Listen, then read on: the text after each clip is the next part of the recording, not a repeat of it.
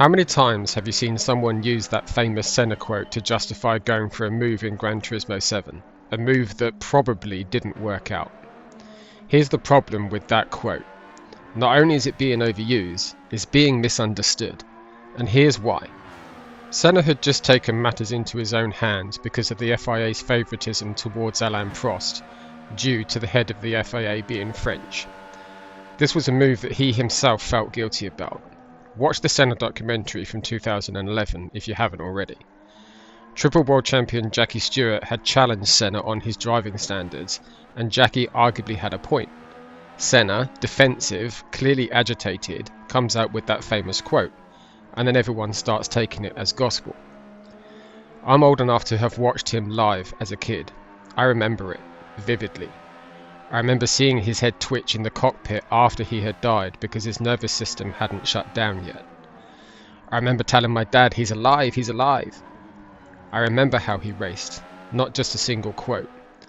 Senna was blisteringly quick, yes, but like all great champions, he's also smart, intelligent and calculated both on and off track. He was also humble. He went for a lot of gaps, yes, but he trained his entire life to be a racing driver. You haven't. He knew what a gap looked like. A lot of you don't. He had the car control to execute it. Most of you don't. And even with all of that, he still got it wrong at times. Moreover, he didn't send it on every corner. Not like your typical Gran Turismo sport lobby does. So why are you trying to emulate Ayrton Senna? People also forget the second part of that quote, and what he said before it. He's talking about racing drivers. If you no longer go for a gap, you are no longer a racing driver. How many people in this game can consider themselves to be racing drivers? Did Senna have you in mind when he said that? Would he support your use of his quote, or would he laugh at you because you're a gamer trying to play at racing cars? Qualify for the World Tour, and I'll be the first person to call you an esports racing driver. Until then, you do his legacy an injustice to keep misapplying his quote. Until then, let me give you some real, actual, meaningful help. What is Race IQ, Episode 2? Let's go. Welcome back, Gran Turismo fans. Episode 2. So let's do this. One thing I just need to make clear that I neglected to do last time. The term race IQ did not come from me. The concept of race IQ, it's essentially just racecraft. It's what racecraft really is definitely very much what I teach, it's what I practice. But the actual term race IQ came from my good friend Harkin Power, who is a moderator on the Discord, the Digit Racing Discord, and a member of Project One Racing. So I just want to make clear that the credit for that term should go to him. So, episode 2, we are D rank. So, last week's race was sort of a mix in E and D, so it's not really going to be that different. Let's quickly go over the rules that we are going to do at the beginning of every one of these videos. So, if you've got a large gaggle of cars in front of you, even just 3 or more, 2 or more, technically, if you make the third car, don't engage. Just be patient, because you will get past them when they make mistakes and do stupid things. Don't go on the outside of people you don't implicitly trust. Make friends and allies wherever possible, and don't overreact. Okay, so those are the 4 basic rules that are going to get you safely through most races. This does work, as I said last time, much better in race C than it does in race B, simply because you have the time to be patient. So as usual, I'm going to nerf the speed of the car with Fuel Map 2. But not any more than that, because we'll just use so much speed up the hill, and we're just going to be really careful with the pace, just not pushing it at all. Okay, and the fundamental goal here is to avoid engagements. That's why I did that segment explaining the misquote of Ayrton Senna's famous quote, because you would do better in these very low ranks to not even try to go for moves 9 out of 10 times. So, last time I explained what I feel is the root cause of these driving standards, the mentality, etc. in episode 1. What I'm going to try and do this time is to spend more time talking, explaining directly what I see happening in the race, what I see happening in front of me, even behind me, etc., so that you guys can see what I'm seeing and why I'm making the decisions that I'm making. I'm using the Atenza because it has more straight line speed than the other cars, so theoretically it's easier to get past people, but really any car, any four-wheel drive car here is fine. So let's get the radar on.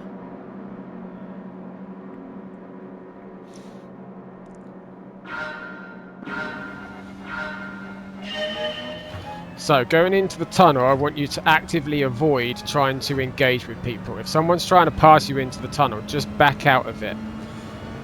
I have seen so many comments this week of people saying that they are having major problems with incidents in the tunnel.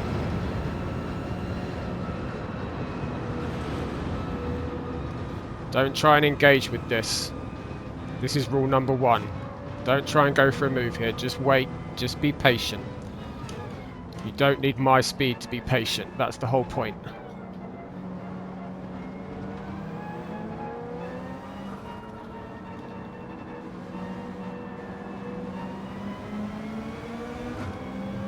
Okay, we're going to use the slipstream of the number 13 car ahead, or the number 14 car, and we're going to make a move here. But it's not really making a move, it's just sort of driving past people because we're being patient, and he ran wide. We didn't run wide, and if you're more patient, you're going to make less mistakes with your actual driving. Like, you're going to miss less apexes, you're going to brake on time rather than too late. Being patient is actually probably going to make you quicker as opposed to slower.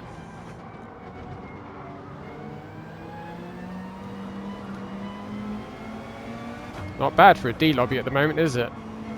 That Porsche would have taken out that Supra if not for the heavy ghosting, though.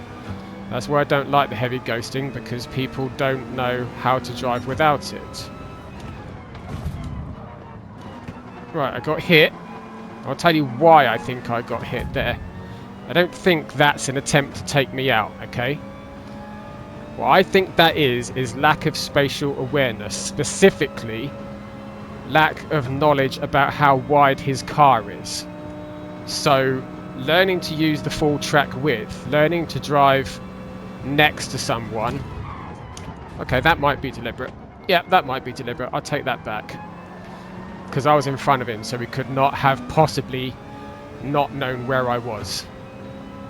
But when it happens when you're alongside people, what is often the cause there is lack of spatial awareness and lack of knowledge of how wide your car is. So I'm going to go for a move here. Let's see what this guy does. He's got to back out. Okay, he did. He did. That's the correct decision. That's what you do if someone tries to pass you in the tunnel. You back out. Ask yourself how many of your own races have you destroyed this week by not backing out of the tunnel. How do these guys have so many penalties? This is why you need to be patient, right? 4-second penalty is for taking someone out, rightly or wrongly, accidentally or deliberately, intentional or not. A 4-second penalty is for taking someone out. Okay. And when I know you've had those penalties as well, right? I know you have. And when that happens, ask yourself, what could you have done differently? Would making a different decision in that heat of the moment that led up to that penalty, that caused that penalty, even if you don't think it's your fault? We need to talk about what's happening there. Would it have been better to make a different decision and not get that penalty? Now let's talk about Flash McQueen driving off track. You see that, okay? And there we go. This isn't lack of spatial awareness, because he came across me. He knew I was there, right? Nice little drift pass, and he's going to run me wide. Yeah, this is dirty driving. This is dirty driving, okay? Now, when he's running sideways from one side of the track to the other, weaving about like that, running off onto the sand because I'm behind him twice, what's happening there is he's driving in the rear view mirror. He's not looking where he's going. He's not thinking about what he should be doing. He's driving, looking in the rearview mirror, thinking, what have I got to do to stop this guy getting past me? That's a very, very... what's the word I'm after? It's a state of panic, isn't it, right? Rather than just being focused on your own race, he's panicking about losing positions. And I guarantee you he's not going to finish well in this race or any other race. And now the Porsche's just gone off track, probably because he pushed his limits a bit too far. And McLaren's giving me space. He's a smart driver. He saw it, he gave me space.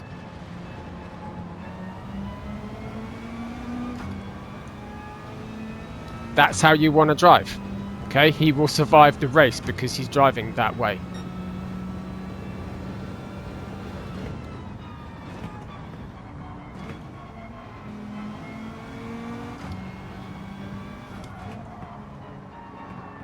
So, what do we think of this guy? What's he doing? At the moment, he just lack of car control, doesn't really know how to keep the car on the racing line that he's trying to do. Usual overdriving that you see at this level.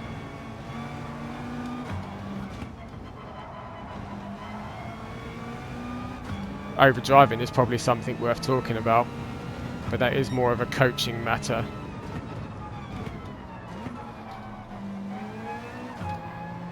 Just taking the wrong lines, really. Now let's see what happens here. We're side by side, right? If he's got good spatial awareness, we won't bang into each other more than just slight touches, right?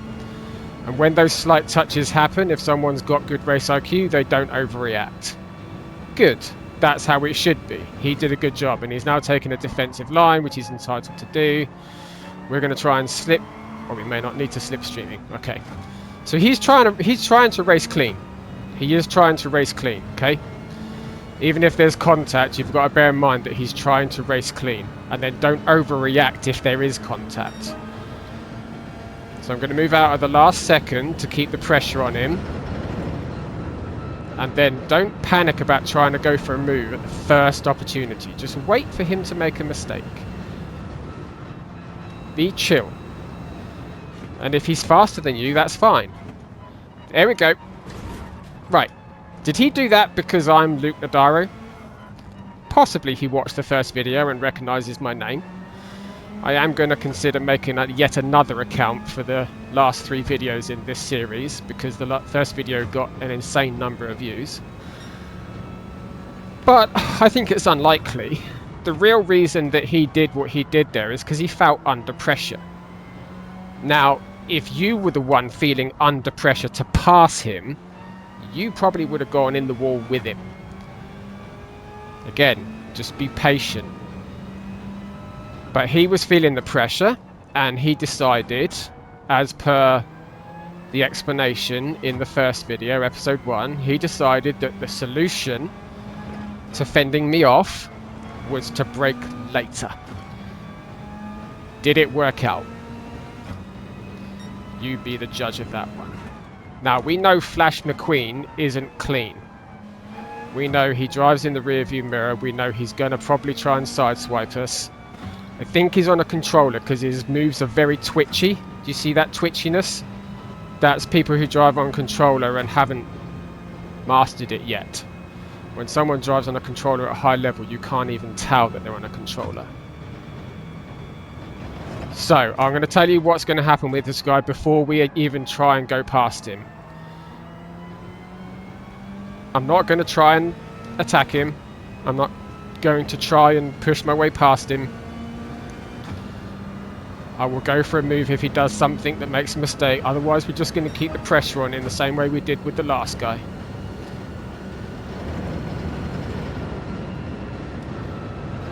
What are my lap times? Okay, my lap times are way slower than most people in this lobby right now.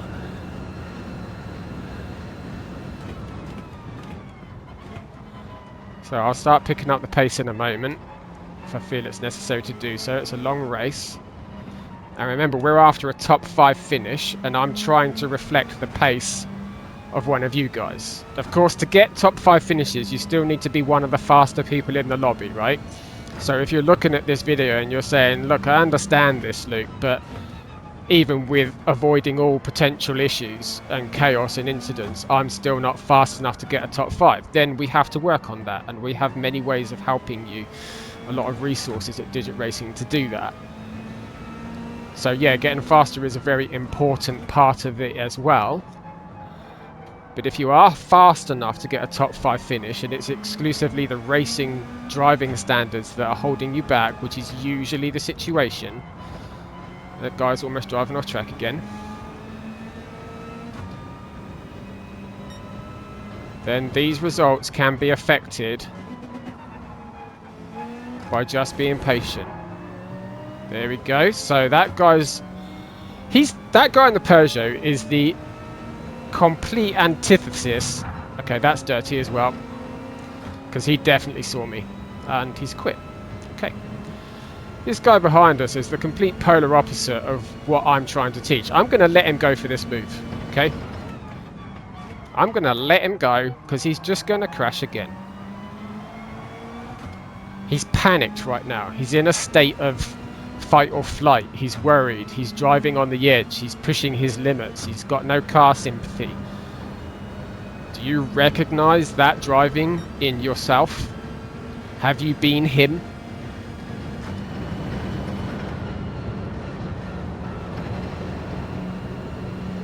Why are people so desperate to perform insanely well in a random Gran Turismo sport mode? Sorry, it's the same mistake in the same corner. Okay, yeah, just calm down, guys. Just calm down. I'm doing 2-minute 3 lap times. Granted, that fastest lap might not be a D driver, okay? That fastest lap might be like a B driver or something. I get that. Or it's a D driver who's just got potential, talent, and he's progressing well. But I've spoken to people this very week that have been complaining about being unable to get through race C. Ask yourself a question and be honest with yourself. Are you being as chill as I'm being right now about making progress? Again, this is not about being fast. I know how fast the C drivers are. 2-minute 3, 2-minute 4 lap times is about on par with those guys, with you guys, if you're in that bracket and you're listening. So, you can do this. You can do this. By driving more patiently, by driving more carefully, by holding back like this, which is still holding back for you, you're going to make less mistakes. You're not going to be one of those guys that's just done what you've seen. Now, we want a top 5 finish. That's what we're aiming for, right? Top 5s are going to get you ranked up to the next rank. We're 30 seconds off the lead and there's no pit stop. So we aren't getting a podium in this race unless it goes completely wrong for the guys up front. But we have reached that point in the race where it's settled down, it's quieter, most of the chaos has happened. So let's try and put a little bit of pressure on the guy in front. And as I said in my first time round doing this series, whether or not you choose to keep the pressure on the guy in front, you've got to be honest about your own level. If you're going to overdrive and push too hard to keep the pressure on the guy in front, then just chill out and accept the position that you're in. It's better to finish the race than it is to keep crashing out. But if you are faster than the guy in front, then you've got to drive within your limits, you've got to hit your marks, hit your braking points, take the lines that you know you're trying to take. I know you guys don't have the knowledge of driving and track lines and braking points that I do at this level, but whatever it is you're trying to do, just try and do the same thing every corner. Try and brake in the same place. So there we go. I've missed a shift. It's probably going to get past again. Let's talk about what happened to Kid Omega again. Why did he crash? Why did he crash into a barrier? Why can't these guys put together one race without running off track, without running into the barrier? Going back to my point about Senna's quote, and you say people like this use that line to defend why they went for a move. Should you be quoting Senna when you can't even keep the car on the track? Like,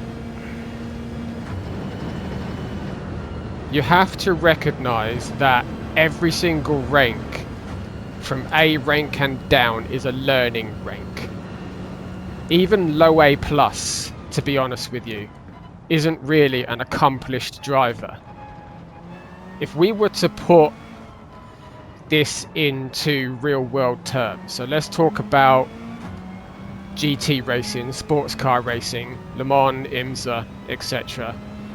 They grade drivers on a medal system. So you can be a bronze driver, silver driver, gold driver, and then a platinum driver. How would I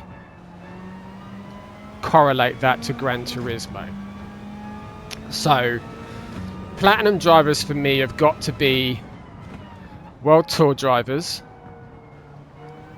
split 1 and 2 official season drivers, people who are fast enough to qualify but just haven't, people who get top 10s at the end of the week. DR wise, it's traditionally it's been people that have got 100k or at least 90k and up, right? But the DR cap got raised to 150k, so it's going to be the upper end of the DR bracket. Gold drivers, put it this way, let me give you my own estimation of where I would be. I think in real world terms, it definitely could have been a silver pro sports car driver, like the GT World Challenge for example. Could I have been a gold driver? I think so. If I started young enough, yes. If I started young enough, definitely. So then you could say gold is like my level, right? So you see me racing the platinum drivers, you see me racing the World Tour drivers, but most of the time they can get me. Most of the time I have a slower race finishing time than them. Bronze drivers, silver and bronze drivers for me, would take you all the way to low A plus at best, at absolute best. So, with that said,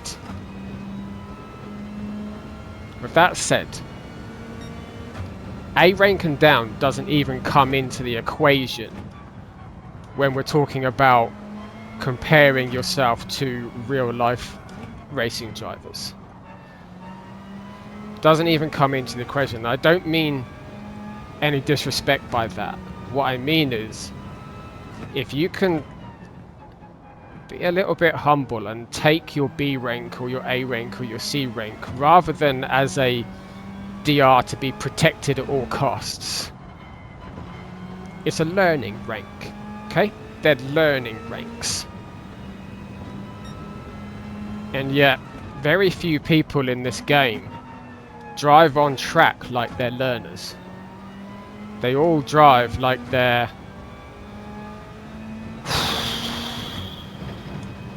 They drive like they're Ayrton Senna, and they've got his skill to go for moves all the time, even though he didn't. Now, I don't think we're going to get the top 5, but I think this happened in the first video series where I got a P6. If you're going to fail to get a top 5, 6th place is the way to fail.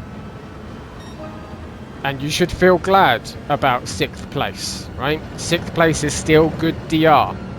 If you're aiming for consistent top 5s and you're getting them, but then occasionally you walk away with 6th to 8th, that's okay. That's fine. It's these 10th and down, 14th, last, rage quitting. Those are the races that completely destroy your driver rank. So whatever driver rating you earn in 3 or 5 strong finishes, you can wipe it out in one mistake, one bad decision that results in you ploughing into the wall like those guys you just saw, or spinning out, or a tiny bit of contact with another driver that gets misinterpreted, and then rather than backing out of it to show him that you didn't mean it, you keep pushing, and then he punts you or sideswipes you or something because he thinks that contact was deliberate, because again, lack of spatial awareness. One bad decision, one bad race, and you've wiped out all of the DR gain from up to 5 strong finishes. Now, to prove my point, my DR bar on this account was about 2/3 of the way through D, and we're going to bring home 6th place. Okay, so we'll take a look.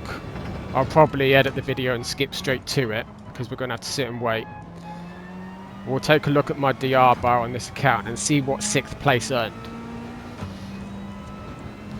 Incidentally, had there been a pit stop in this race, we would have finished higher because someone would have not stopped or not changed tyres. At this level, that always happens. Alright, so if you watch that and you honestly tell me that you can't do the same thing, respectfully, I don't believe you. You can 100% do what I just did there. It's 30 seconds off the lead. I was not quick. Not quick at all. I was setting lap times that are very comparable to this lobby. But I was just smart about when I went for moves and what I did. What decisions I made. As I said at the end of the last video, yes, you encounter bad drivers. Yes, you encounter clueless drivers. Yes, you get bad races with people that make it crazy.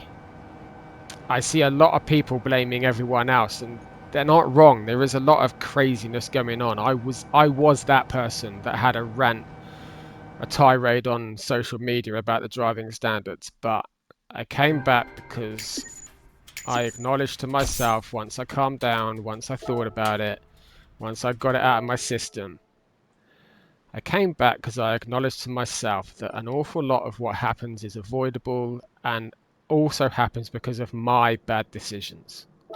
Right, let's have a look at my DR bar. Okay, hardly gained any DR there at all, to be honest with you. But at least we didn't lose a lot of DR, right? So if you keep finishing like this, you keep managing these races the way I just did. 6th place is a solid finish. If you can get 6th, you're going to get 5th. You're going to get 3rd. You're going to get 2nd. Don't forget, I started at the back. I had to spend a lot of time being patient, getting past people, not getting involved.